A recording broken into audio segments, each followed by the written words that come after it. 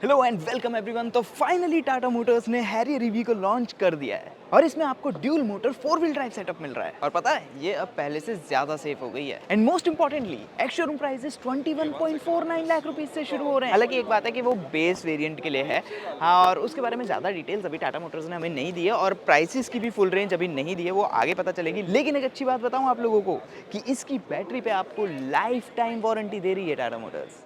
और आइए सबसे पहले बात करते हैं इसके इंटीरियर की। तो जैसा कि आप इस बड़ी सी स्क्रीन पे देख ही पा रहे होंगे, ये 14.5 इंच की स्क्रीन है और इसमें जो अभी दिख रहा है आपको ये 360 डिग्री कैमरा का व्यू है। वेल बेसिकली इसमें अब क्या हो गया ना कि ट्रांसपेरेंट मोड भी ऐड हो गया है। ये नए टाइप की स्क्रीन है, बेसिकली हारमन और सैमसंग ने ये मिलके बनाई है और इसका नाम है नियो क्यू एलईडी स्क्रीन।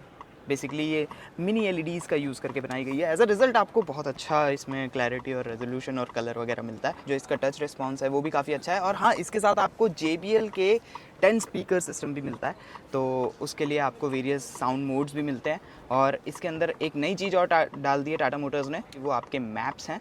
और वो मैप्स आपको, अगर मैं यहाँ पे जूम आउट करूँ तो ये भी बताएंगे कि रेंज के हिसाब से आप कितनी दूरी तक कवर कर सकते हो। फ्रंट के दोनों पैसेंजर्स को कंफर्ट के लिए ड्यूल जोन क्लाइमेट कंट्रोल मिलता है। फ्रंट की दोनों ही सीट्स में आपको वेंटिलेशन मिलती है और जो ड्राइवर की सीट है वो पावर्ड तो है ही, उसमें मेमोरी फंक्शन भी आता है और जो पैसेंजर सीट है वो भी पावर्ड है। और ये ऐसा कुछ दिखता है आपका सेंट्रल कंसोल एरिया, तो आपको ये ई शिफ्टर मिलता है। और ये है ज़्यादा इंटरेस्टिंग बिट, तो ये जो रोटरी डायल है ये बेसिकली आपके मोड्स को कंट्रोल करता है। तो इसमें आपको नॉर्मल मोड मिलता है, अगर आप कहीं ऑफ रोडिंग कर रहे हो तो स्नो और ग्रास का मोड मिलता है, और यहाँ पे मड रट वगैरह वाला मोड भी मिलता है, सैंड वाला मोड मिलता है। देन अगेन अगर आपको रॉक क्रॉल करना पसंद है तो उसके लिए अलग से स्पेसिफिकली मोड है। और एक कस्टम मोड भी है जिसमें आप बेसिकली अपने हिसाब से सेट कर सकते हो कि आपकी गाड़ी किस तरह से बिहेव करे।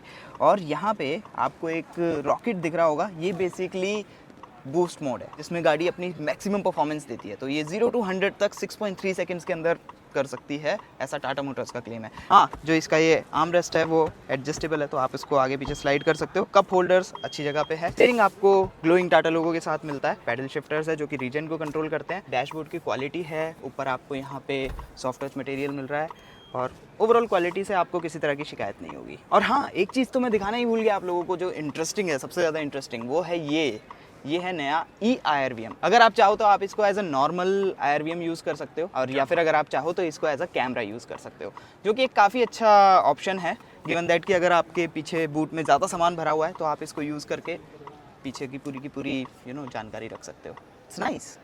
और हाँ, बड़ी सी पैनोरामिक सनरूफ तो आपको मिलती ही है यहाँ पे, और ऐसी कुछ दिखती है इसकी सेकंड रो सीट। तो अंडर थाई सपोर्ट आपको थोड़ा सा ऐसा लगेगा कि कम है, क्योंकि जो फ्लोर है वो थोड़ा सा ऊपर को है फॉर मी, और जो मुझसे ज़्यादा हाइट वाले व्यक्ति होंगे डेफिनेटली उनको भी थोड़ा सा यहाँ पे प्रॉब्लम हो सकती है। लेकिन अच्छी बात ये है कि यहाँ पे आपको फ्लैट फ्लोर मिलता है, एज अ रिजल्ट इधर उधर मूव करना काफ़ी ज़्यादा ईजी है।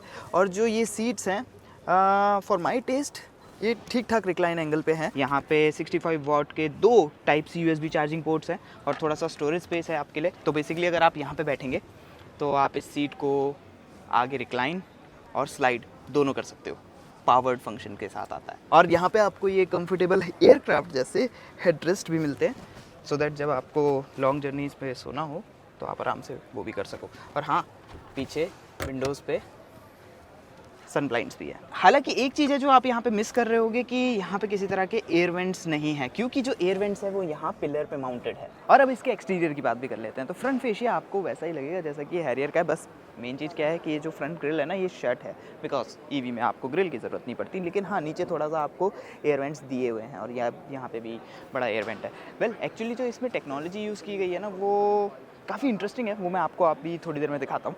और बाकी आपको फ्रंट कनेक्टेड DRL मिल रहे हैं, ये हेडलैम्प हो गए आपके, और नीचे आपके फॉग लैम्प्स भी हैं, और अच्छा खासा कॉन्ट्रास्ट भी आपको बम्पर पे दिखेगा।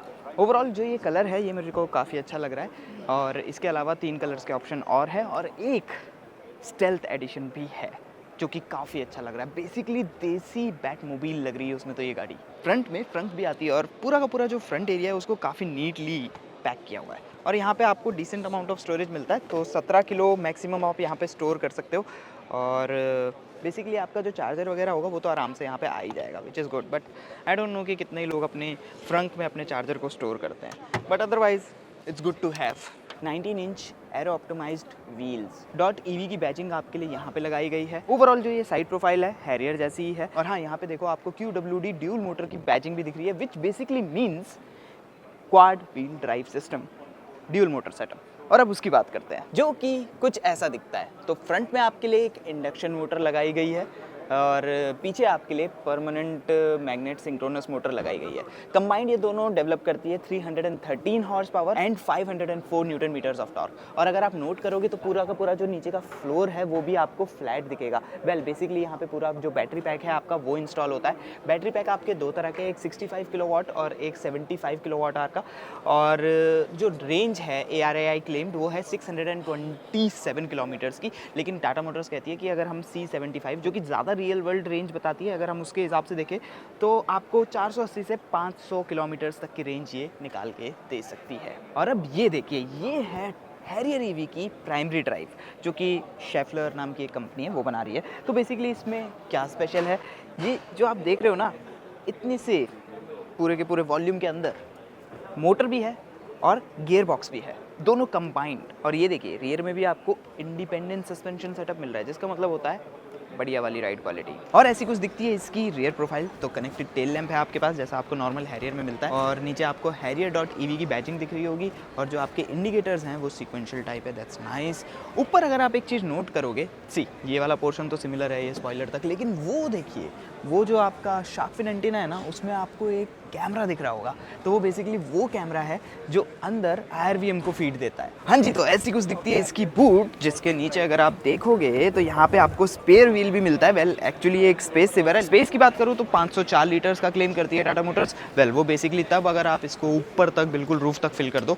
कंसेप्ट ये है कि अगर आप eIRVM यूज़ कर रहे हो, जो कि मैंने आपको पहले दिखाया था, जिसका कैमरा भी मैंने आपको ऊपर दिखाया, तब आपको पीछे विजिबिलिटी की ज़रूरत नहीं पड़ेगी, तो आप यहाँ पूरा फिल कर सकते हो। तो उस केस में 504 लीटर है। अगर मैं वैसे कंसिडर करूँ तो डेफिनेटली ये नॉर्मल हैरियर से थोड़ा कम तो होगा, क्योंकि नॉर्मल हैरियर में ये वाला बिट नहीं आता है। हालांकि आपको पावर टेलगेट मिलता है। सेफ्टी की बात करें तो इसमें आपको 6 air bags, electronic parking brake with auto hold function, all 4 wheels में disc brake, tyre pressure monitoring system और उसके अलावा ADAS फंक्शन जैसे फीचर्स मिलते हैं। और साथ में आपको ऑटो पार्किंग और ऑटो समन जैसे फीचर्स भी मिलते हैं। और लास्टली अगर चार्जिंग की बात करें तो आपकी हैरियर ईवी 20 to 80% तक 25 मिनट्स के अंदर चार्ज हो सकती है, क्योंकि ये 120 किलोवाट तक की DC फास्ट चार्जिंग एक्सेप्ट कर सकती है और 15 मिनट में आपको 250 किलोमीटर्स तक की रेंज ऐड करके दे सकती है। Now let us know in the comment section कि आपके इसके ऊपर क्या थॉट्स हैं। Thanks for watching.